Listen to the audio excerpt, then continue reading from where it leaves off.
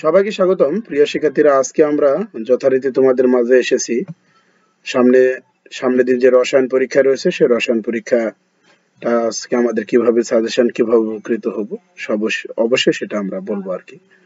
তো আমরা একটু না বললেই নয়, অর্ডিনেট আইটিতে যাওয়ার পরে আমাদের পদার্থ পরীক্ষাটা খুব একটা ভালো হয়নি। তারপরে যারা কমপ্লিটলি উত্তর করেছো অবশ্যই 45 এর আপ পাবে, এবং এমসিকিউ 20টার উপরের কথা। এমসিকিউ কোশ্চেনটা অবশ্যই তোমাদের সবারই ভালো ছিল এবং ভালো হয়েছে। আশা করি 20টার উপর হলে হয়তো বা 95, 91, 95 এরকম মার্ক থাকবে। চিন্তার কিছু না। আজকে আমরা যথারীতি তোমাদের মাঝে এসেছি রসায়ন সাবজেক্টের সাজেশন দিতে। তো কিভাবে ঢুকতে হবে, একইভাবে আমরা এখানে যাব, গিয়ে আমরা সকল বিষয় সাজেশন এখানে ঢুকবো।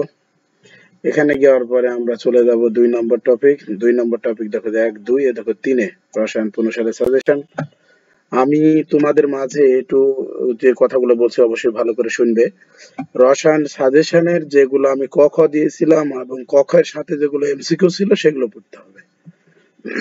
তোমাদের পাশাপাশি যে এমসিকিউ গুলো দেওয়া হয়েছে সেগুলো পড়বে, ওর মধ্যে কমন থাকবে। তোমরা অলরেডি পদার্থ পরীক্ষা দিয়ে দেখতে পেলে যে ক খ কিভাবে কমন আছে। আমি যেভাবে বলেছি ওভাবে আছে, কিন্তু অনেকে দেখা যাচ্ছে যে গ গ কমন পাচ্ছ, ঘ আবার কনফিউজ যে হবে কি হবে না এরকম। তো যারা করে এসেছে তারা ফুল মার্কটাই পাবে আশা করি। তো রসায়নের ক্ষেত্রে আমি ক্লাসে যেভাবে দাগাই দিয়েছি বা যেভাবে করেছি সেভাবে প্রশ্নের প্যাটার্ন থাকবে।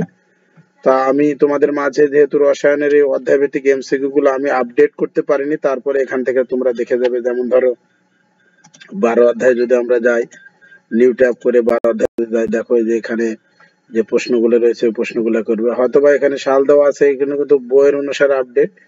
তারপরে আবার তোমার ধরো যে 8 অধ্যায় যদি আমরা যাই, তাহলে দেখো এই যে 8 অধ্যায় যদি যায়, এই যে এই প্রশ্নগুলো এমসিকিউ গুলো খুবই খুবই গুরুত্বপূর্ণ।